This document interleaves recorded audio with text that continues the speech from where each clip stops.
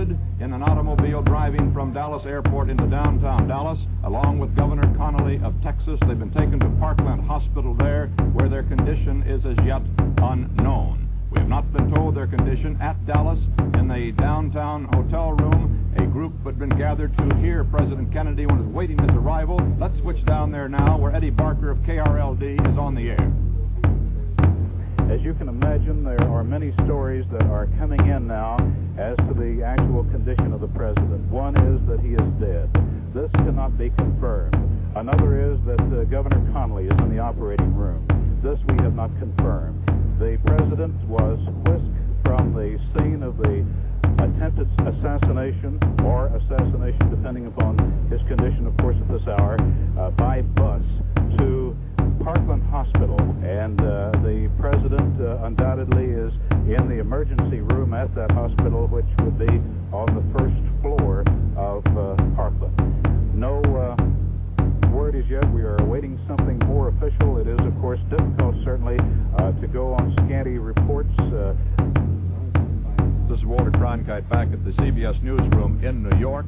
We have just been advised from Dallas that blood transfusions are being given to President Kennedy.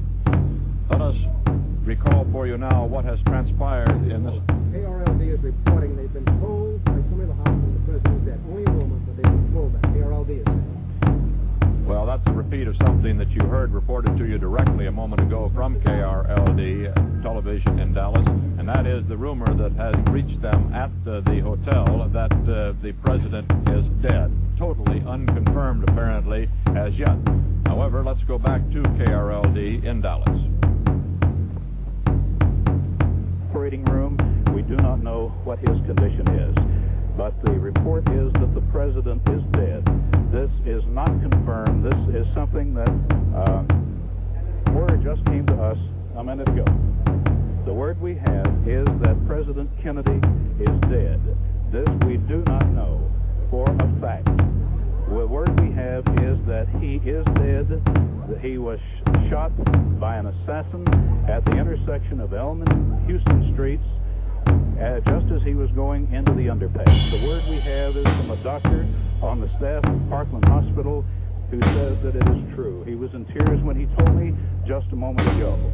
This is still not officially confirmed, but as I say, the source would normally be a good one. That was Eddie Barker at our affiliate KRLD in Dallas, Texas, speaking from the room where President Kennedy had been scheduled to make an address to 3 Dallas organizations, but an assassin's bullets cut him down on the way to that meeting from the airport. It was just an hour ago that the incident took place. We have just learned, however, that Father Huber, one of the 2 priests called into the room, has administered the last sacrament of the church to President Kennedy. Regarding the probable assassin, the sheriff's officers have taken a young man into custody at the scene, a man 25 years old. We just have a report from our correspondent Dan Rather in Dallas that he has confirmed that President Kennedy is dead. There is still no official confirmation of this, however. It's a report from our correspondent Dan Rather in Dallas, Texas. We're now going into that Dallas luncheon the president had planned to address. Let's go back. Prayers, we understand, are underway.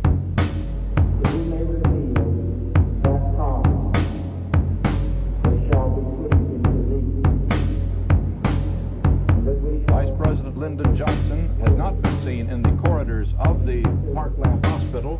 He was said to perhaps have been slightly wounded in the arm.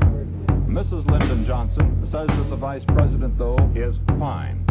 Throughout the streets of Dallas, the Dallas police had been augmented by some 400 policemen called in on their day off because there were some fears and concerns in Dallas that there might be demonstrations, at least, that could embarrass the president. Because it was only on October the 24th that our ambassador to the United Nations, Adlai Stevenson, was assaulted in Dallas, leaving a dinner meeting there. From Dallas, Texas, the flash, apparently official, President Kennedy died at 1 p.m. Central Standard Time, 2 o'clock Eastern Standard Time, some 38 minutes ago.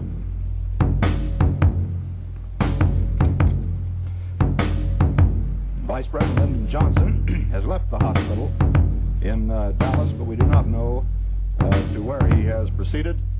Presumably, he will be taking the oath of office shortly and become the 36th President of the United States.